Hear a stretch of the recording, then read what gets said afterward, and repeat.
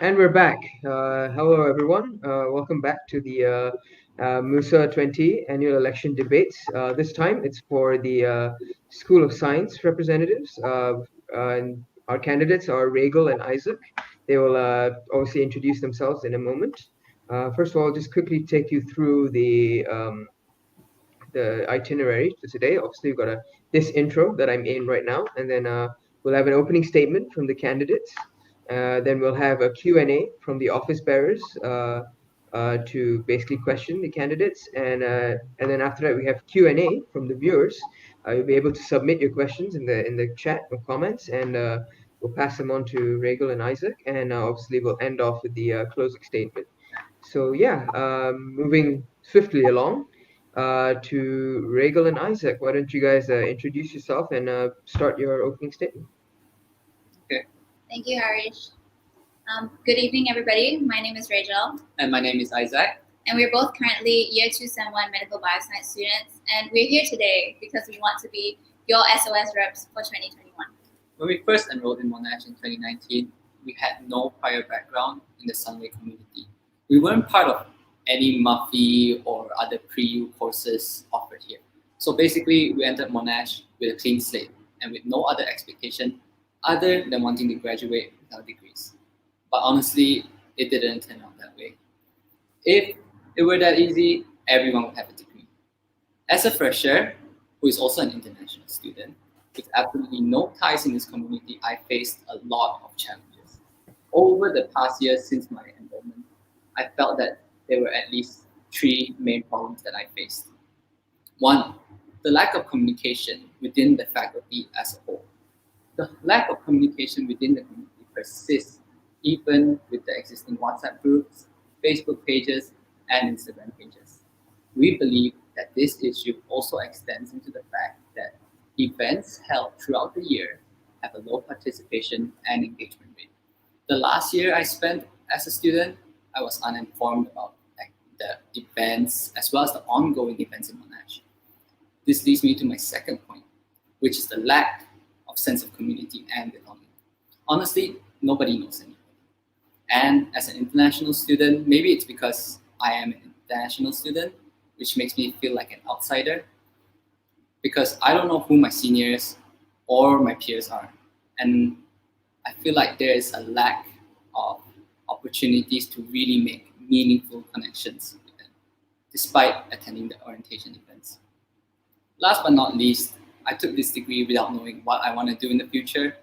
But after a year, there still isn't a support system to guide me in my future career paths, STEM or non-STEM related. I know I'm not the only one who feels like this, and that is what brings us to this point.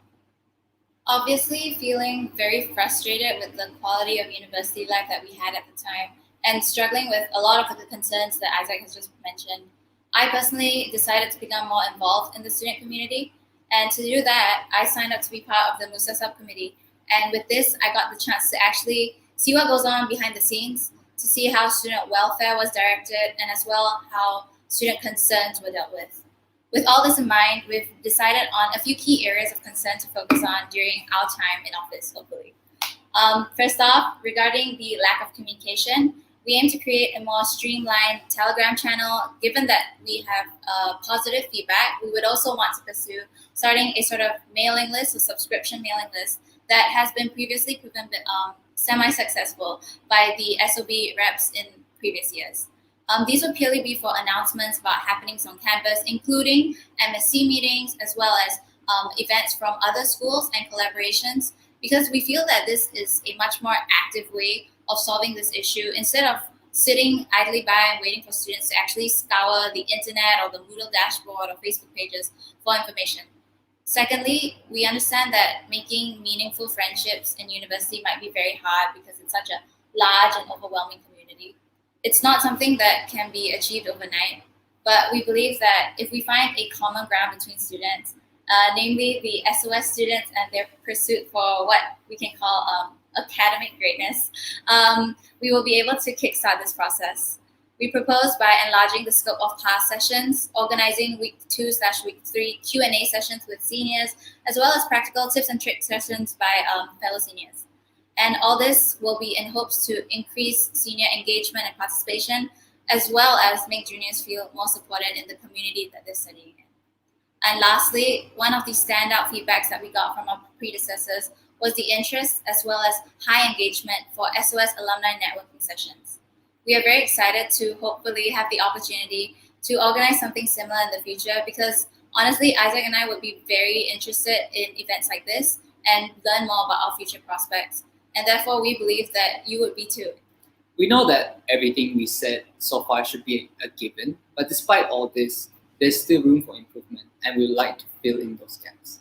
At the end of the day, we are students first and school reps second. Therefore, any problems that you face, we go through them too. And the most important thing to us is that you will never be alone.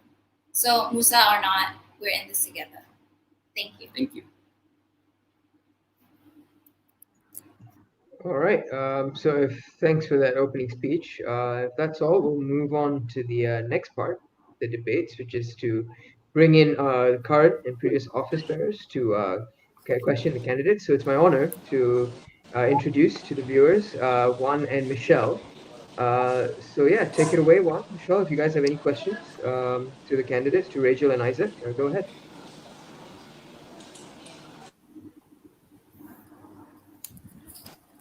All right, I will start first. Okay, Isaac, you said that you didn't feel a sense of community within Monash, right? That's true. Have you actively pursued any extracurricular or joined the buddy system that was made by the CMO? Were you aware of these activities? Thank you for your question. And actually, I was aware of these activities, but for the budget system, I did not actually hear about it until later part of the year, and it really didn't really pique my interest. But I did join a lot of co-curricular activities, like the MUSA, stock investment society. Yeah. If I could interject, that's okay. I personally was part of the buddy system. From my understanding, it was done by the CMO. We met with a fellow senior, and that was the only meeting that we went to. And through that, we had a WhatsApp group, and the WhatsApp group, if I'm being very honest, was used maybe the first week, and after that, there was not really any messages by both juniors and seniors. Not saying whose fault it. There's no fault. It's just like a general sense of community and disconnect within the student body itself. Obviously, CMO has put forward these initiatives such as the buddy program to bridge those gaps, and we feel that maybe it's just not as successful or not maybe what students want right now. Okay, let's go back to Isaac's point. He wasn't interested in joining the buddy system, right? Mm-hmm. How are you going to tackle the issue if students have the same idea or same thought process as you?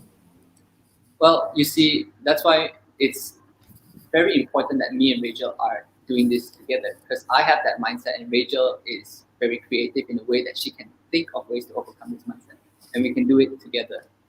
And for this, we are looking towards maybe taking up incentives to give out to people for the buddy system. Okay, granted that you say that we had low participation rate, which is true, that has been being faced by predecessors as well, including us. So in what way are you going to tackle it? Is it okay if Isaac or I can answer this? Either one of you. Okay. We've discussed this in length, and from what we can see, at least from students' perspective, we feel that maybe it's because students themselves don't feel very connected to these events. They themselves feel like they don't really get any benefit from them. I would say an example would be the t-shirt design competition, which is something that is done throughout all faculties every year, right? Definitely, it's great to have your design on a shirt, but to cater to students who are interested in both science and arts is a very narrow and niche market, I would say, audience, I would say, yeah. So definitely we think that, as mentioned before, one of the feedbacks that we've gotten from predecessors is that networking sessions are something very popular, right? So I think if we just cater these events and put the intention of, what would students like to see? networking events. They want to know about their future prospects. Therefore, if we think we organize events around this central idea of, what do they want to do in the future, what skills do they need, things like that, student engagement will skyrocket. Signature that has. All right. Okay, granted that you told us that you didn't know what is SSLC, right? Could you explain why is it important for the students? Did we say we had no knowledge in SSLC? Could Yeah, you elaborate? because many students are unaware of it. So granted that you're running for school rep, you should have a better idea of it, right? Yes. Yes. So do explain the importance of it. Question again? What's the importance of SSLC to the students?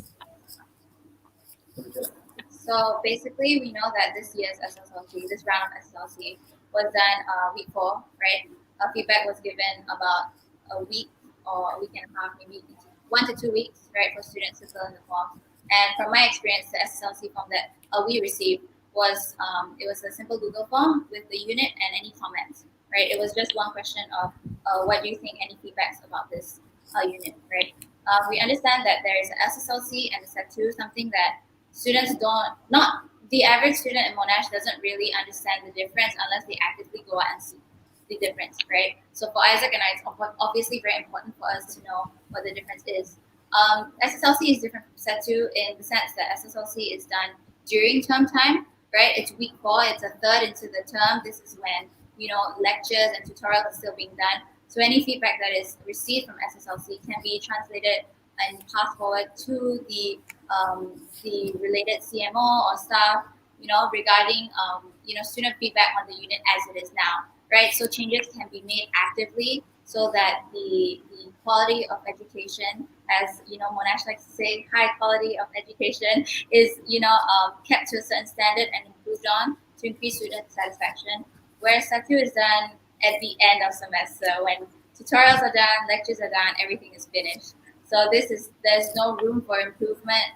That's why SSLC, it's important for students to talk about their feedback, talk about what they like and don't like, in order to give everybody, including everybody in the CMO, the staff, a chance to actually improve based on what they want and what they don't want. All right. Okay, this is just a continuation. Granted that many students are unhappy with the units and so on and so forth, I'm pretty sure you're aware of this.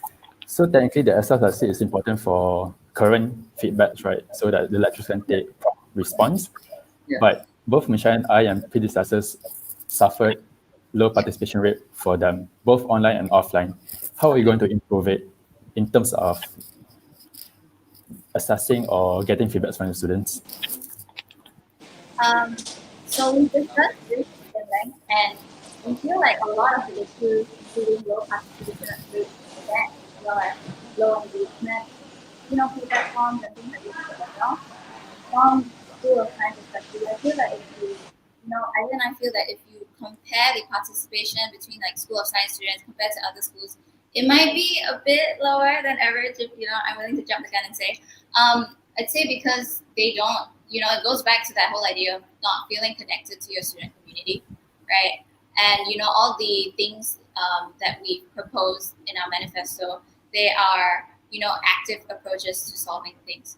We believe that not really changing the things that are put in place, like the events that are being done, we're not asking to revamp all of them completely, right? We're just changing the direction and the way that we do things. So instead of taking a very passive approach, such as, hey, everybody, this is a SSLC form for you to fill in. If you're unhappy, please fill it in.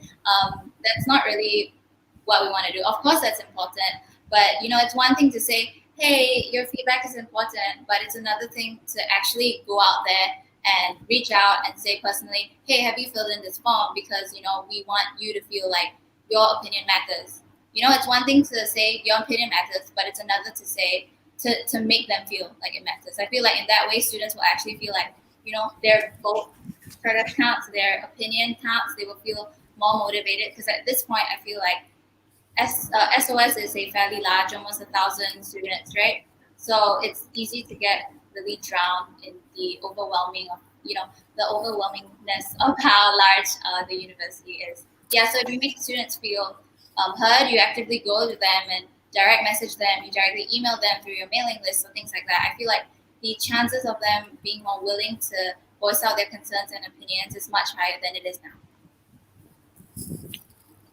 All right, I'll just cut in here. We have about 6.5 minutes left. Michelle has finally joined us after a slew of technical difficulties. I was just wondering if she had any questions as well to ask Rachel and Isaac. Otherwise, we could pass it back off to Safwan to continue.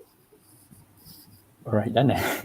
Okay, for Isaac, Yes. do you believe in the idea of led by example? Excuse me, could you please repeat that? Do you believe in the idea of leading by example in a team setting? In the team setting, yes, because as someone who is going to be a leader in this context of being a leader, I feel like it is really important, obviously, to take charge. But when you take charge, you cannot just tell someone to do something. That would be a boss rather than a leader. So a leader would obviously, instead of using words, they would use actions to take charge, set examples on their own. Okay, let's say hypothetically, your subcons has like a better understanding of like certain things in MUSA or any external issues. Are you Yes. willing to let them lead, or you're willing to micromanage them? Well, you see, if I pick a subcom, I will pick someone that I can trust. So in this scenario, if I believe that they can do it, I will let them do it.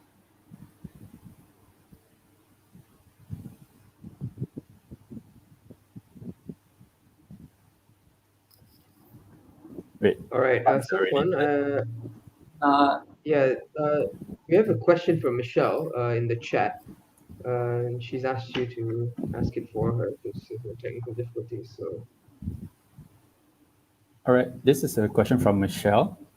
In your manifesto, you said about creating a two-way communication with the students, right? Could you elaborate more on it?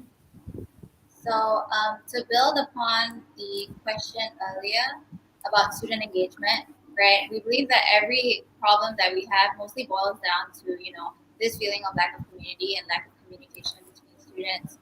Can be between student to school rep, or student to school staff, right? Because, they feel that there's like we speak from personal experience, okay? We're not saying students don't reach out and stuff like that because we were in that position. We felt afraid to reach out because we didn't know anyone. Like obviously, yes, there were school reps, but we were shy and we were new, so it was not only just us. Our friends were also facing similar difficulties and problems. So we weren't. Admittedly, we weren't willing to speak up at the time, right? So in this context, two-way communication is very important because we believe right now it's very one-way, as in school reps have the information and we pass it down to you, right? So we don't open up the opportunity for students to come to us. Okay, definitely there is always the opportunity. If students want, they can always message you, right? They can always message the MUSA SOS Instagram page. They can email Safwan and Michelle as it is right now. They can go to CMO. Definitely there is the opportunity, but to actually advocate for this two-way communication would involve us directly going to students and asking first, making that first initiation, reaching out our hand for them to take it. Asking, hey, do you actually like what's going on? And you can argue that this kind of thing is already set in place because of, the current SSLC forms. I know the MUSA vice presidents recently set out an initiative. So we want to hear your feedback, right? Any feedback at all? Yes, there are opportunities. Definitely. I'm not saying that that's not the case, but it is the case that students don't feel like their voices have value. Okay, so this two-way communication will really flourish if they actually are made to feel that way. And we will do that by directly going to students through these more direct modes of messaging, such as Telegram and as well as the subscribed mailing list. We feel like it will catch the students' attention a bit more and therefore make them feel, prompt them to actually reach out to us. All right, to continue, right, do you believe that students will join the Telegram or the mailing system? To be very honest, like there will always be people who don't join. Okay, like only the students who care about being involved in extracurriculars will join. There will definitely be students who feel that their priorities are studies right now and they don't really need this extracurriculars. But for us specifically, we feel that we needed a sense of community to really thrive. That's why actually we're very lucky to find a group of people that we connect with, that we can study with, things like that. So this sense of community is very important. So students who are willing to sort of dip their toes in and sort of try whether this like student community is well suited for them, is will support them. Definitely, we think there will be students out there, and definitely we believe that reaching out our hand and actually asking them like, hey, do you think this might be something for you? Students are more likely to say yes or yes, we'll try, instead of the way it is now. Not saying that it's bad. It's just that there is always room for improvement. Everything that we're saying is definitely things that we want to do and we believe will work. We will not say things that we think are not feasible and practical. And therefore, yeah, we think it will work, at least for a number of students, hopefully a larger number of students. Yeah. All right. So unfortunately, we are running out of time. We'll move on to the questions that are that come from the audience. If we still have time left, we can always come back to Safwan if he has more questions. So yeah, jumping on to the questions from the audience. So Lim Sheng has asked, I'm going to take biomed course next sem. Any comment on the course? Honestly, if you want courses like this, you would be torturing yourself. This type of course entails a lot of memorization work. But if you do like memorization and you love human biology, then by all means, come on to this course. Not to scare you, okay? What Isaac just said, that was a bit scary. I'm sorry, but it's true that there's a lot of memorization. It's a lot of pharmacology. That one we haven't touched yet because we're not third year students, we're second year students. But first year is a lot of core units that all the science students in Monash take. So through that, you can actually meet people who are not in just biomed, who are also doing chem or biotech and other majors as well. So it's actually, definitely it's a mix. It's difficult, but I would argue what degree and what course is not difficult. What an interesting question, might I add. You ask this sort of question when you're already going to take it. I would assume that you would have done some research. But anyways, that's a good question. Thank you great for question. your question. All right, moving on to the next question from Kimia Gadiani. What would you do if I came to you guys and explained that I feel like a teacher from School of Science didn't mark my assignment fairly? I feel like this is a problem a lot of students probably face. So, Rachel and Nick, how do you guys feel about this? All right. Well, definitely, if you feel like that, it would be great that you came to us. As school reps, it is obviously our responsibility to make sure that you feel heard and that your academics are obviously important, right? So we feel the same. So we obviously want you to feel supported. And in this case, we would have to actually not do an investigation, but sort of like make sure that we gather all the facts, right? We hear from you. We would also have to, approach the lecturer. Definitely keep anonymity, right? We would not have to disclose any of your information. We would try to gather information from other people who are taking the same unit as you. So maybe ask around like, hey, what is your feedback on this unit so far? Not going into any specifics about what about this one specific assignment submitted on this one specific day, that's a bit sus. Okay, but definitely gather information from both sides, students and also with the lecturers. Once we have sufficient information from the students and we identify, okay, this might be like a red flag, we go up to maybe CMO or someone who's a school rep, not school rep, admin, CMO rep, and then we talk to them about it. It's like, hey, we have these comments, these structured comments from students that we've filtered, that we've gone through, that we felt are areas of concern. Is this something that you could help us with? Is this something that we could talk about? We feel like that is the most appropriate way forward, gathering all the information, then only deciding what our next steps are, because we feel like that way your anonymity is supported, but at the same time, we are actively pursuing the situation. So thank you for your question. All right. Moving on to the next question from Xiao Xuan. Do you all have any activities to organize for next year in mind so far for SOS students? So far there are always the for all the SOS students watching, you guys know that there are the yearly events, right? Such as during orientation, you have the SOS race, and you also have the treasure hunt, one by CMO and one by the SOS reps. And then you have such as the t-shirt design competition that has just done so far. And, coming from the feedback that we've heard, a lot of students find their uni family from these yearly events. So definitely we want to keep those. But in addition, like we've mentioned in our manifesto, something that we really want to focus on are these networking, sort of more professional, career-driven events, because it has received positive feedback, and as well as going to university is a lot about building your social skills and academic skills, of course. But it's always nice to have that safety net, that feeling of when I go out into the working world, I will have X sets of ABC set of skills that will help me in the future. So we want to actually organize events that you feel is useful, because if it's not useful to you, I doubt you would want to attend it also, Xiaoxuan. So but definitely we will be very open, and hopefully we will even get to do collaborations with other schools. Hopefully, I'm not saying it's a promise. We would love to. Yeah, because it's a great opportunity for you Mm. guys to meet other people, for us to meet other people from other schools also. It'll be a great experience. All right. We haven't got any more questions as of now. I'd just like to remind the audience, if you've got questions, do comment, and we'll pass it along to Rachel and Isaac.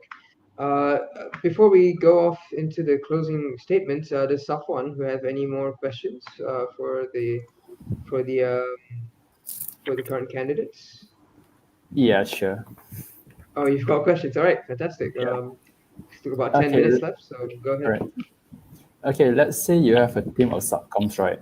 And there's some hostility between you and them. How are you going to tackle it? Well, honestly, this type of emotional conflict, I would just confront straightforward. I would pick a group, a team of subcoms that I can converse with very directly, so that we'll develop this type of connection where any animosity, hostility, we'll just say it out, and we'll try to reach like a compromise or a solution. So this type of thing would actually be quite straightforward. All right. Okay, let's say you can't come to any consensus, you can't come to any agreement, right? How are you going to go about with it? I honestly could not think of a scenario where I cannot come to an agreement. I think there will always be a midway point or somewhere. Maybe one of us has to compromise, but the worst comes to worst, maybe we'll have to change a subcom member, but I doubt that will happen. All right, so we've got, sorry, Safwan, I will give you that opportunity in a moment. We've got one more question from Louis Lai. How would you help the freshies in SOS assimilate into campus culture after spending a semester or two online? Thank you for your question, Louis. First of all, I'd like to recognize that students who have enrolled in the February/July intake of 2020 they're in a very special position, because they will be sort of freshers to campus, but not really freshers to the course itself. Definitely, because of this situation, we would treat them as freshers, because at the end of the day, all these mingle events, these social events, they're to build connections, right? To build a future support system to carry with you for the next 2/3/4 years of your life, right? We would encourage they would be in their first year / first and a half year of their course, and we would treat them as freshers almost. Invite them to all the invitations that we might send out, all the emails, all the reaching out that we would do to freshers. They would also apply for those who are in the 2020 intake, because I feel that at the end of the day, all these events, they're to meet new people, they're to build a support system, right? And it's unfair that it's unfortunate, it's no one's fault except the pandemics, that the 2020 intake students have not been able to build that sense of community, because I understand that it's something that a lot of people are struggling with. Isaac and I are very lucky, because we were in the intake literally the semester before everything happened. So we at least got that one semester of on-campus uni life, and it is something that is definitely hard to assimilate to. And it's only fair that you guys, I assume that Louis is a 2020 intake student, but it's only fair that these students get the equal opportunity to be part of this community. All right. We can always go back to Safwan if he has. I believe he has another question to ask before question from the audience. So Safwan, if you've got about 6 minutes left, so if you want to take this, All you right, you can. said like there's always an agreement between two parties, right? Correct. Let's say if your entire team are against you, how are you going to go about with it? Well, then I would have found out in my interview with them at the start. So I don't think that would be a problem. How are you going to know? Can you predict the future? No, but I will ask appropriate questions during the interview that will help me gauge and create my judgment. I think if I can interject, I feel that having two reps would also help sort of mitigate the situation, right? Because if you're saying that there's animosity between, okay, to be very frank with you, we are two very different people, right? I don't think any two people are exactly the same. The way Isaac and I work, to be very frank with you, we have different styles, right? We have different styles, we have different attitudes to work, and therefore, if there's animosity between the subcommittee as well as the SOS reps, there will always be another rep. And if not, we feel that after we've communicated our concerns with each other, subcommittee and rep, if they feel that we are unfit, definitely we would encourage them to talk to other members in MUSA about our position and the way we run things. Because at the end of the day, MUSA is always about transparency, right? If you look at 2019 election guides, everybody talks about transparency. And who are we to stand in the way of fellow students who feel that they are not being well represented, right? So definitely we will just encourage them to take it up to other people that they feel are more suited to handle the situation, because we understand that we are in no place to shut down their concerns, right? Because that would be blocking their voices, and that's not what we want.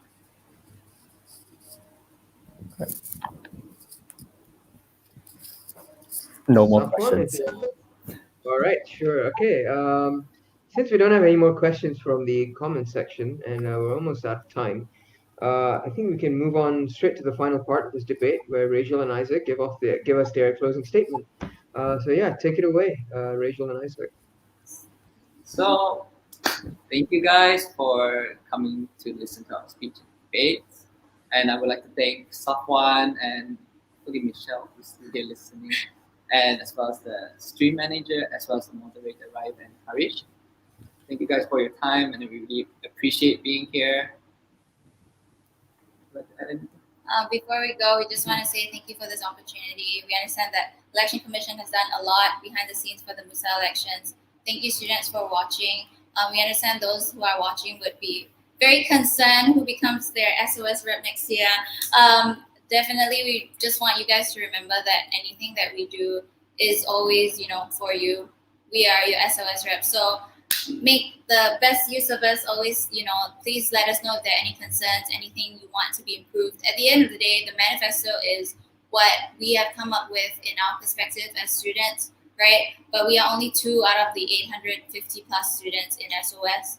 Okay, we can only talk about our experiences in our intake, in our year, in our course. And every student's perspective is different. And the only thing we can do is promise you that we will do it to our best abilities to try to accommodate to your concerns to increase the quality of life in your university. And you will also need to help us by not being shy and just speak up. Please. We won't bite you. Please, yeah. Thank you. Thank you. All right. I guess that's it for today for this session. All right. Thank you so much, Rachel and Isaac, for joining us. Thank you so much, Safwan. And fortunately, Michelle couldn't be here tonight due to technical difficulties. So thanks for watching, everyone. And I guess we'll see you next time for the final debate of day one, the School of Business rep. All right. Thanks, everyone. Thank Thanks, you. everybody. Bye. Bye.